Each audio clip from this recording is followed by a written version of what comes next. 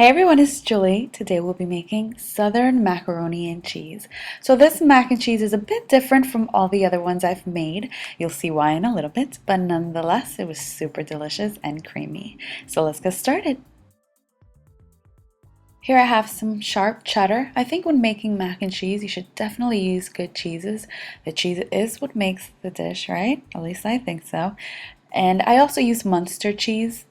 Munster cheese is a very creamy cheese, therefore you might struggle a bit while grating it, but if you start losing patience, just chop it into pieces and throw it in there. It will all melt anyway. So normally whenever I make mac and cheese of any kind, really, I always prepare a roux. A roux is equal parts of flour and fat, and it's used as a thickening agent to thicken the sauce.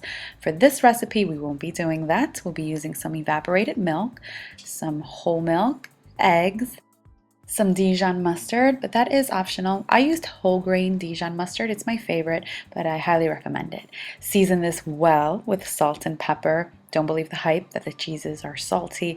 Season well with salt and pepper. It all depends on personal taste, I guess. I use some garlic. That is optional as well, but I like a little taste of garlic. I grated it actually. Some sour cream. You're going to see that this is going to curdle a little bit. That's perfectly fine. Don't worry about it. If you want this extra creamy, throw in some Velveeta cheese and butter. Butter always makes things taste better. And you can add as much cheese as you'd like. I added the entire batch that I grated, but I did leave a little behind for the top. You want to throw in your cooked elbow macaroni. Make sure to undercook it just a tad because you definitely don't want it to overcook while it's baking in the oven. Mix it in with the sauce or milk, whatever you want to call it. Cheese sauce, actually, because you threw in some cheese and sour cream and mustard.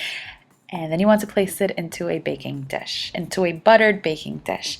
And in case you haven't noticed, I love macaroni and cheese. I think I have like 5 videos on mac and cheese. In fact, my first video was of mac and cheese. Please don't watch that. All right, you want to throw some cheese that you left behind. Don't forget to leave some behind for snacking and for the top. We are now going to bake this in a preheated oven at 350 degrees for about 35 minutes.